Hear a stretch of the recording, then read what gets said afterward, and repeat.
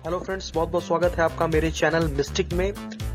दोस्तों, आज मैं आपके सामने एक सत्य घटना का वर्णन करने जा रहा हूं, जिसे सुन के आप आश्वस्त हो जाएंगे। हिंदू धर्म वास्तव में कोई रिलीजन नहीं है, कोई धर्म नहीं है, बल्कि एक संपूर्ण सत्य है। और बाकी संसार के बाकी जो भी धर्म है वो बाद में आए, उनमें आंतरिक सत्य तो अवश्य है, लेकिन मैक्सिमम बातें उसमें है वो मनगढ़ंत है। वस्तुतः ये बात मैं नहीं बोल रहा हूँ, फ्रांस के एक बहुत बड़े वैज्ञानिक का ऐसा मानना है। यह एक सत्य घटना है जो गीता प्रेस के बुक में भी पब्लिश हो चुकी है। राधे श्याम खेमका जी ने कुछ इस तरीका से बताया है इस घटना के बारे में। कुछ वर्ष पहले की बात है, फ्रांस के एक सुप्रसिद्ध अंग्रेज विद्वान ने अपने ईसाई मत के ग्रंथों को बड़ी गहराई से देखने के पश्चात यह निर्णय किया कि इनमें कोई विशेष तत्व नहीं है, और फिर वे अंग्रेज भाई बौद्ध धर्म की ओर आकृष्ट हुए तथा बड़ी लगन के साथ बौद्ध ग्रंथों का भी अध्ययन किया।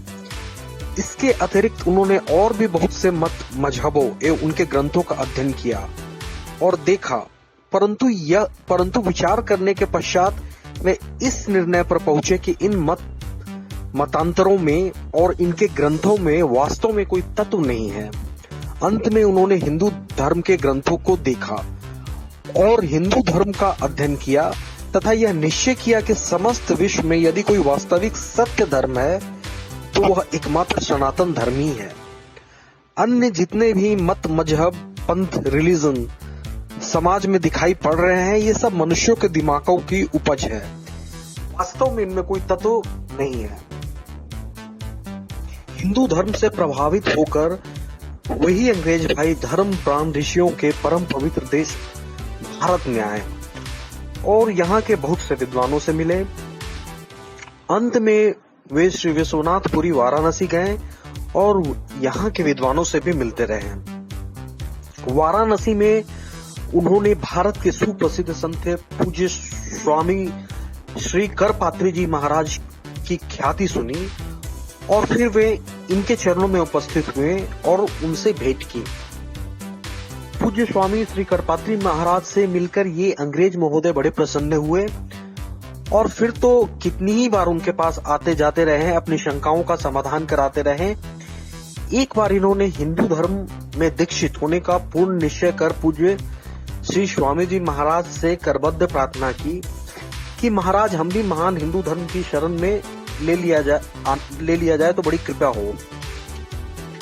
पूज्य श्री स्वामी जी महाराज ने जब देखा कि वास्तव में इन्हें हिंदू धर्म का बड़ा गहरा अध्ययन किया है और ये सच्चे हृदय से सनातन धर्म की शरण में आना चाहते हैं, तो स्वामी जी महाराज ने उन्हें स्पष्ट रूप से कहा कि हम प्राचीन शास्त्रीय सनातन धर्म को मानने वाले हैं, इसलिए हम आपको भी प्राचीन शास्त्रीय सनातन धर्मानुसार, मर्यादानुसार अपने हिंदू धर्म में स्थान दे सकते हैं। हमारे यहाँ आपके साथ खान पान, रोटी बेटी का व्यवहार कुछ नहीं होगा और आपको मर्यादानुसार रहना होगा। इन्होंने इन सब बातों को सहर्ष स्वीकार किया। पूज्य श्री स्वामी जी महाराज ने बताया कि हमारे शास्त्रों की सनातन धर्म की मर्यादा के अनुसार आप अंत्यज कोटि में आते हैं, तो आपको हम उसी अंत्यज कोटि में रखेंगे और आपको भी अपने को अंत्यज मानकर चलना होगा तथा मर्यादानुसार रहना होगा। आपको देव मंदिरों में जाने का अधिकार नहीं है और न हम आपको अपने साथ एक जगह बिठाकर खिला पिला सकते हैं और न आपको स्वयं ही ब्राह्मण, क्षत्रिय, वैश्य आदि के साथ बैठकर खाना पीना चाहिए। मंदिर के शिखर का दर्शन करने से ही आपका उद्धार होगा। शास्त्र विरुद्ध, मर्यादा विरुद्ध चलकर कदापि आपका उद्धार संभव नहीं है। वे फ्रेंच विद्वान बड़े ही बुद्धिमान थे, इसलिए उन्होंने पूज्य स्वामी जी महाराज की इन सभी शास्त्रीय बातों को नतमस्तक होकर सहर्ष स्वीकार कर लिया और कहा कि महाराज, मैं मर्यादानुसार, शास्त्रानुसार चलकर ही अपना वास्तविक कल्याण करना चाहता हूँ, हठ धर्मी बनना नहीं चाहता है। इसलिए हमारे कल्याण का जो साधन शास्त्र बताता हो वो हमें बताइए, वही हमें स्वीकार है। पूज्य श्री स्वामी जी महाराज ने उन्हें भारत के सुप्रसिद्ध महान तीर्थ प्रयाग में भिजवाकर वहां पर उनका नाई के द्वारा सारे केशों का मुंडन करवाकर उनके सिर पर हिंदुत्व की प्रतीक चोटी शिखा रखवा दी और उनका पहला नाम बदलकर शिवशरण रख दिया।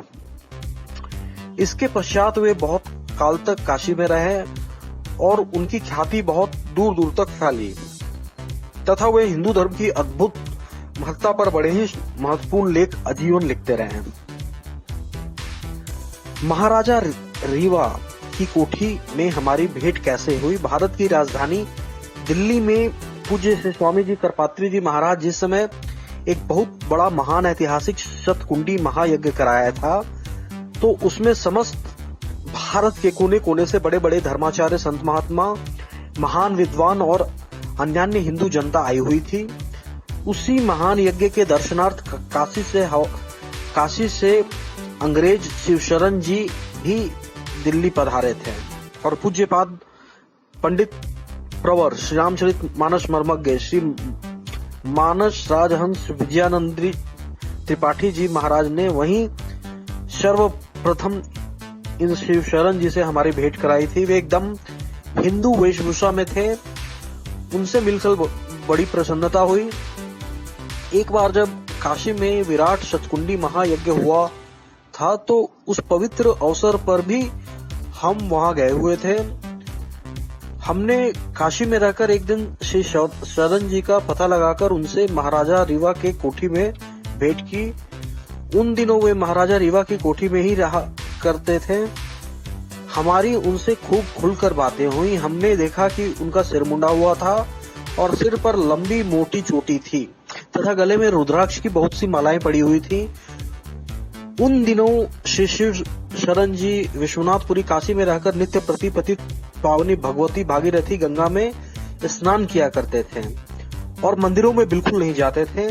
दूर से ही मंदिर के शिखर का दर्शन कर लिया करते थे और रुद्राक्ष की माला पर श्री शिव नाम का जप किया करते थे।